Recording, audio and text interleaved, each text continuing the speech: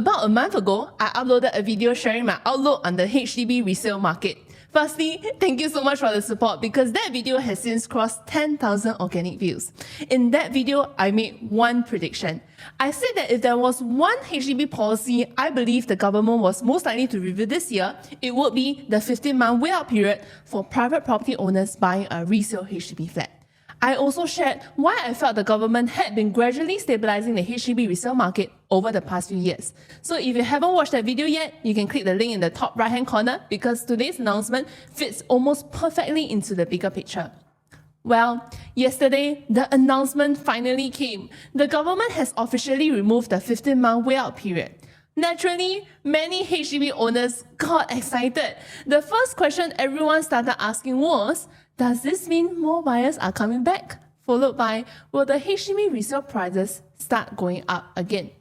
But after reading the announcement, I actually came away with a completely different question. Why did the government felt comfortable removing this measure now?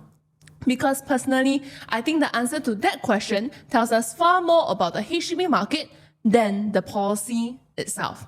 To answer that, we actually need to rewind a few years. So take a look at this timeline. In December 2021, the maximum HDB loan back then was reduced from the original 90% to 85% over here. Less than a year later, in September 2022, it was reduced again from 85% to 80%. And that was also the same time when this 15-month wait-out period was introduced. Then in August 2024, another reduction from 80% to 75%. Now, when you step back and look at these policies together, a very clear pattern emerges. For almost 4 years, every major policy change moved in the same direction. The government wasn't loosening the resale market. It was tightening it one step at a time. And I actually think many people underestimate just how significant those loan reductions were. Let me give you an example today. Imagine you are buying a 800,000 HDB flat. Back then, HDB loan was at 90%. You only needed to prepare about 80,000 for your down payment. Today, the loan capped at 75%. That number jumps to 200,000. That's an additional 120,000 in cash and or CPF. That's not a small adjustment. For many young couples, that's the difference between buying today or spending another few years building up their cash savings. So when we talk about the government cooling the resale market over the past few years, it wasn't just the 15-month wait-out period. Borrowing itself was becoming progressively more conservative, which is exactly why yesterday's announcement caught my attention. After almost 4 years of tightening, this is actually the first time we've seen one of those cooling measures being rolled back. But here's the part I find most interesting. Did they remove everything? Not even close. Yes, private property owners no longer need to wait 15 months before buying a resale HDB flat. But if you are planning to buy a BTO, take a HDB loan, or receive CPF housing grants, the 30-month wait-out period still applies. None of that has changed. In fact, we've essentially gone back to how things worked before September 2022. If you have sufficient funds, you can buy the resale HDB first and then sell off your private property within 6 months. And this applies even if that private property is overseas property. So yes, the right sizing process becomes more convenient. But convenience alone doesn't explain why the government chose to remove this measure now. That's where I think the real story begins. Personally, I think the answer is hidden in one sentence from the government's press release yesterday. They said that the HDB resale market has shown signs of stabilisation. In my opinion, those 4 words explain this entire policy change. Think back to what the market looked like in 2021 and 2022. Resale prices were climbing quarter over quarter. Cash overvaluation was becoming increasingly common. Competition was intense, and buyers often felt pressured to make quick decisions. Fast forward to today, and it's a very different picture. Price growth has slowed significantly, and we've even seen 2 consecutive quarters of price decline. Whether you call it stabilisation or moderation, one thing is clear. The market today is no longer the same market that prompted the government to introduce the 15-month wait-out period 4 years ago. But I actually think there's another reason that could be just as important. The government also highlighted that they expect more HDB flats to reach their minimum occupation period, or MOP, over the next few years. Take a look at this chart. After reaching one of the lowest points in 2025, the number of flats fulfilling their MOP starts increasing again in 26, rising further in 27, and continues climbing in 2028. Now, of course, not every homeowner who reaches MOP will immediately sell, but that's not really the point. The point is that the pool of potential sellers is getting larger, and naturally, buyers have more choices. They are no longer competing over the same handful of listings. So when you put these two things together, a market that's already stabilizing, together with a growing pipeline of resale supply, you can start to see why the government may have felt comfortable removing this one restriction. Notice I said this one restriction, because that's also another thing that I think many people overlook. The government didn't suddenly reverse all the cooling measures overnight. The lower HDB loan-to-value limit is still there. The 30-month way-out period for BTOs, HDB loans, and CPF housing grants is still there as well. In other words, the overall direction hasn't changed. They've simply decided that this particular measure has probably served its purpose already. So the next question is, where is this policy most likely to have an impact? Because personally, I don't think it's going to affect every segment of the resale market equally. So here's something that actually caught my attention. If we look at the resale applications over the past few years, you'll notice that the 4-room flat transaction volume have been remarkably stable, hovering at about 11,000 transactions a year, about 3,000 a quarter. But the moment we move into the larger flat types, the picture changes quite noticeably.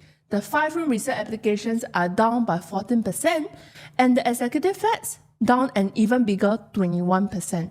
And that's a much steeper drop.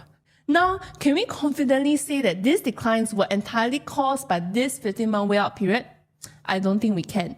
Buyer demand is influenced by many things: affordability, interest rates, overall market sentiment, and more. But I do think these numbers raise an interesting question. Who traditionally buys these larger flats? Very often, it's private property owners who are right-sizing. They may be moving out of a condominium or landed home, but that doesn't necessarily mean they want a much smaller home.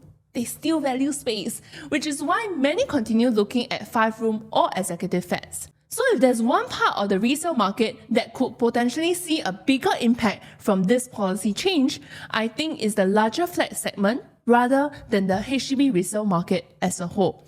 But here's where I think many people are getting this announcement wrong. Just because one segment could benefit more doesn't mean every seller within that segment automatically benefits, and that's a completely different question.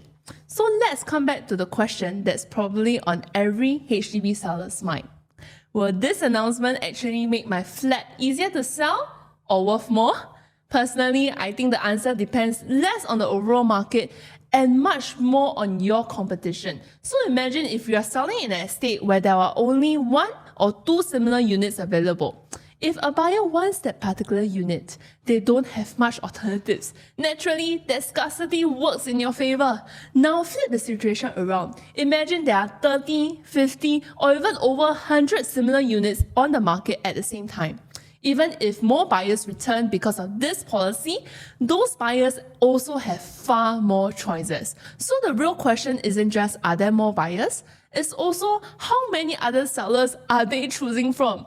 That's why I think this announcement changes every seller's position equally. In many cases, your biggest competition isn't the HDB resale market, it's the next similar listing in your estate. In fact, let me ask you a question. If a buyer is viewing 5 similar units this weekend, why should they choose yours? Is it because you're on a very high floor, an unblocked sea view, a rare stack, a layout that's seldom available? Or perhaps you are simply the one and only owner selling that particular unit type today in that estate.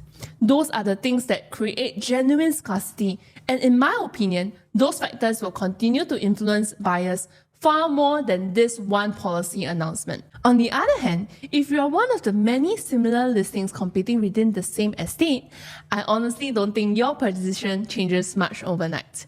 buyers will still compare your asking price, your renovation, your condition, and your floor level against every other option available before making a decision. And I think that's the biggest takeaway for HDB sellers. This isn't a policy that suddenly lifts every flat equally. It's more likely to create opportunities in certain segments, while many other sellers may not feel a significant difference at all. So rather than asking, will HDB prices go up because of this? I actually think the better question is, does this announcement make my flat more competitive than the alternatives around me?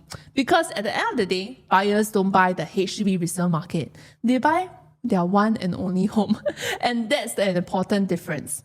So if I had to summarize yesterday's announcement in one sentence, it would be this. I don't think the government removed the 15-month wait-out period because they wanted to kickstart another round of price growth. I think they removed it because they believe that the resale market has stabilized enough, that this one cooling measure is no longer necessary.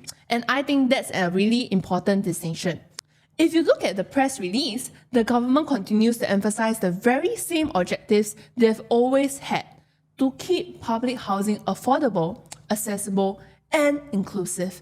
Those priorities haven't changed. The lower HDB loan limit is still there. The 30-month wait-out period for BTOs, HDB loans, and CPF housing grants is still there as well. So while this is certainly a meaningful policy change, I don't see it as a change in market direction. I see it as a targeted adjustment because the government believes the market today is very different from the one that we saw 3 or 4 years ago. So what does this mean if you are a HDB seller? Personally, I wouldn't focus on just one side of the equation. Yes, this policy could bring back some demand from the private property owners looking to right size, but at the very same time, the government is also expecting more flats to reach their MOP over the next few years, which means even more potential resale supply entering the market. In other words, this isn't simply a story about more buyers. It's also a story about having more choices in today's market. And I think this is the biggest message I took away from yesterday's announcement. So rather than asking, will HDB prices continue to go up just because this wait-out period has been removed? I think the better questions are, has the government become more confident about the resale market? And also, where is my own flat likely to stand when buyers start comparing all of the available options? Because ultimately, that's what determines whether your home sells quickly and at a good price. I hope this video has helped you understand not just what has changed, but more importantly, why this has changed. If you found this analysis helpful, do consider subscribing to my channel. And if you are thinking of selling your HDB and would like to understand how these changes could affect your own property journey, feel free to reach out. I'll be more than happy to have a chat. Thank you so much for watching, and I'll see you in the next video.